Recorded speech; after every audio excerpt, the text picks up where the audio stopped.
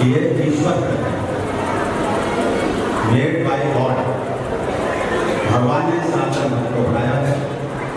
बाकी किसी भगवत स्वरूप की उपासना के लिए, उसकी प्रार्थना करने के लिए अनेकों मत मतांतर है।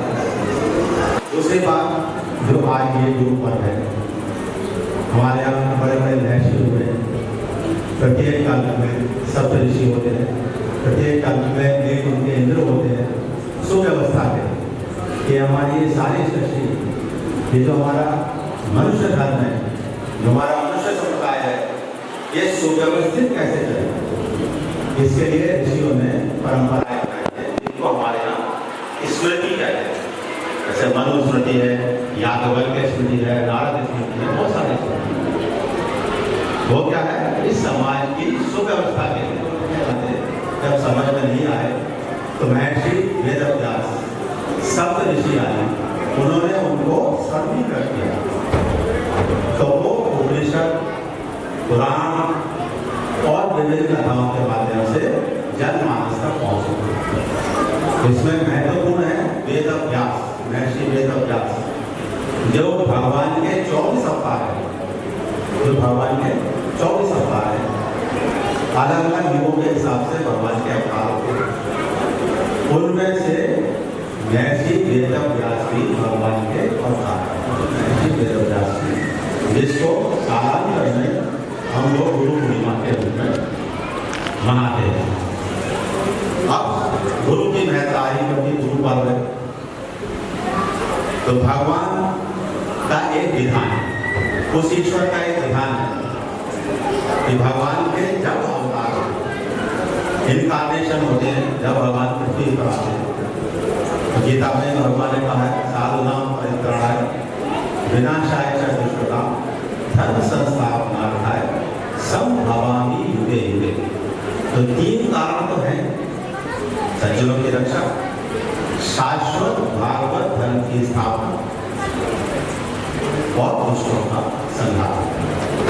वो चौथा कारण है कि जो भगवान की प्राप्ति के लिए जो मानव, जो मनुष्य है, विभिन्न साधनाओं के माध्यम से, योग जप तप, विभिन्न साधनाओं के माध्यम से बहुत आगे निकल गए, भगवान के बिल्कुल नजदीक पहुंचने वाले, बिल्कुल भगवान के नजदीक, उनको फाइनल डिग्री प्रदान करने के लिए, उनको अपने दर्शन कराने के लिए भी भगवान का अवतार होता है। क्योंकि अपने लोक का वास देना, अपने लोक का निवास देना, ये केवल भगवान का ही काम है। मोक्ष देना और किसी का अधिकार है।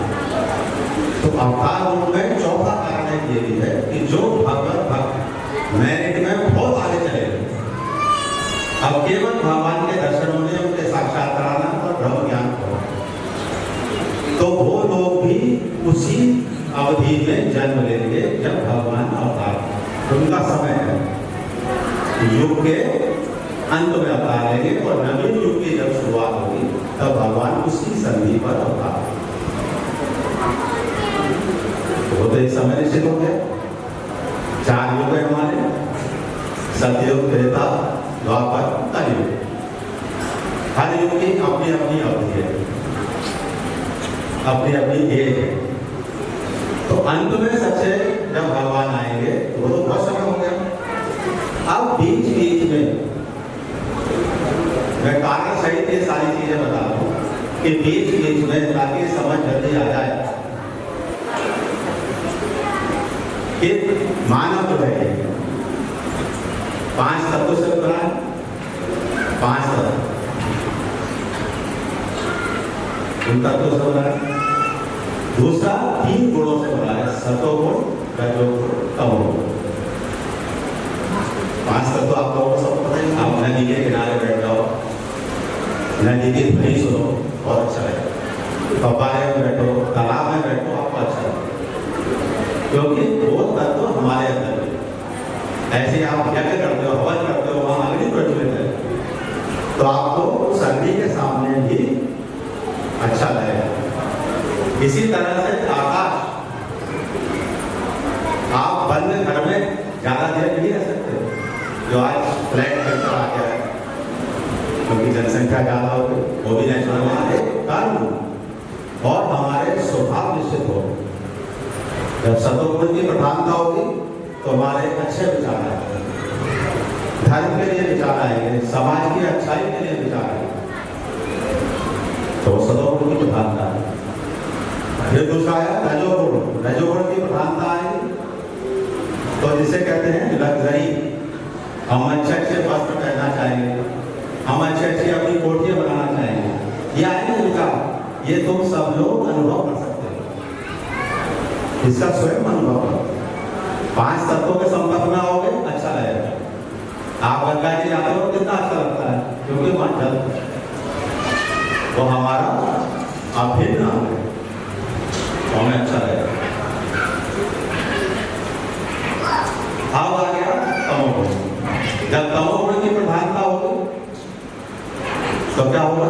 बुरे विचार, अपराध, तामसिकता, आचार में, व्यवहार में, आहार में। अब एक शिक्षक ने प्रश्न किया कि ये तो अपने आप हो रहे हैं, तो इसमें हम क्या करें? हमारे इंतजार करेंगे कब सतोगुण आएगा तो अच्छे कार्य करेंगे, कब रजोगुण आएगा तो हम लग्जरी करेंगे, तमोगुण आ गया तो हम क्या कर सकते हैं? हम तो अपराध करेंगे। उसके लिए भगवान ने व्यवस्था की है कि इनका भी तुम्हें अभ्यास करना पड़ेगा। जब जब उपवास, इनका तुम्हें अभ्यास करना पड़ेगा, तब सतोगुण की प्रधानता होगी, सतोगुण बढ़ेगा। रजोगुण और तमोगुण, इनको अब इनका अभ्यास कैसे करो?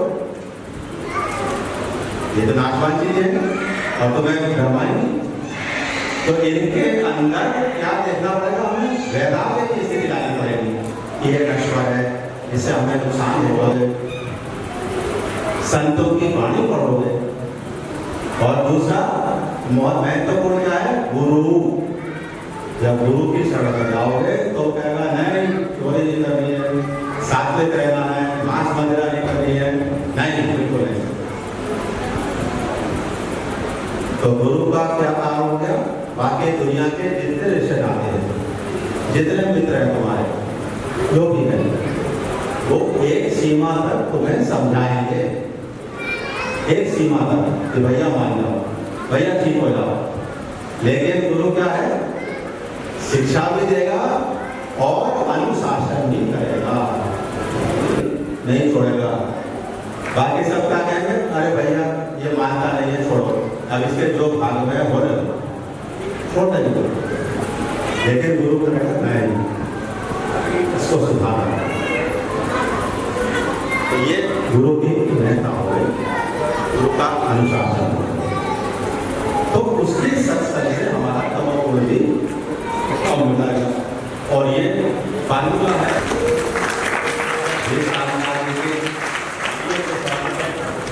सरलता, सादगी, मुझे सबसे ज्यादा पसंद है। एक बात फोन पे कह दिया, ये शानदार ऐसा है, फौरन तैयार।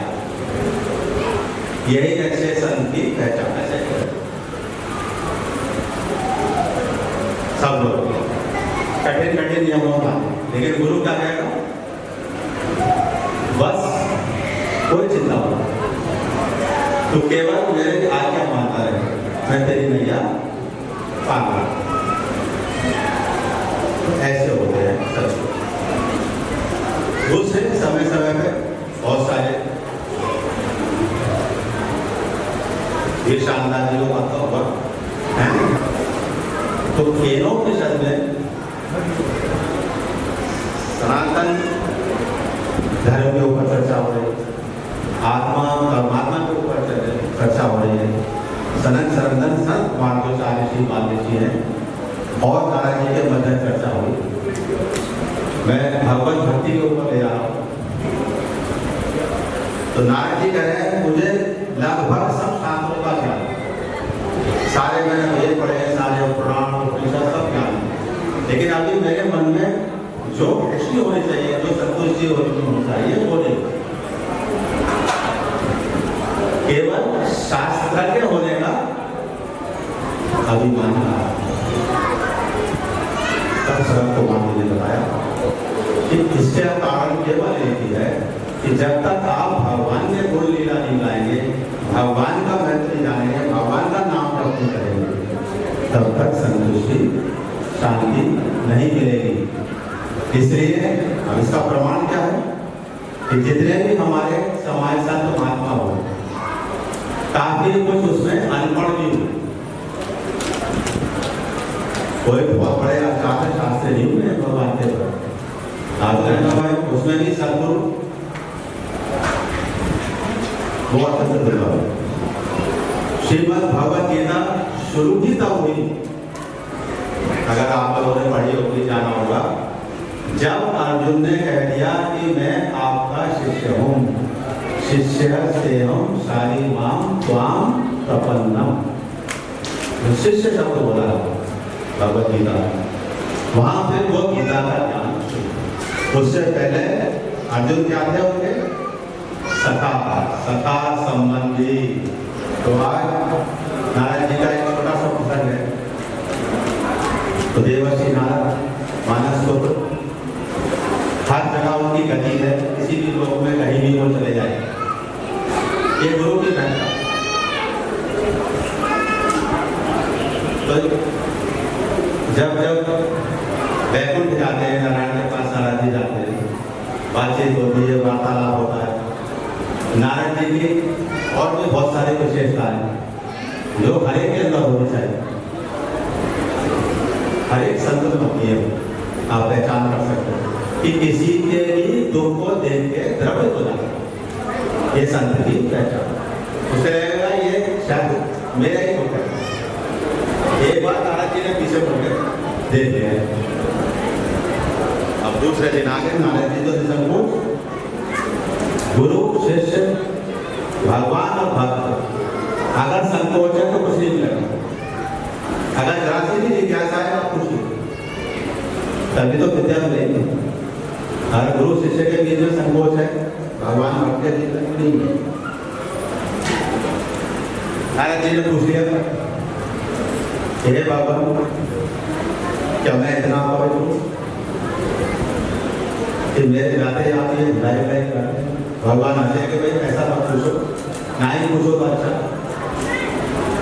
नारद जी भी कहाँ मानने वाले, बोले नहीं पता। भगवान बोले नारद जी अगर सत्य सुनो तो अभी आपका कोई गुरु नहीं है।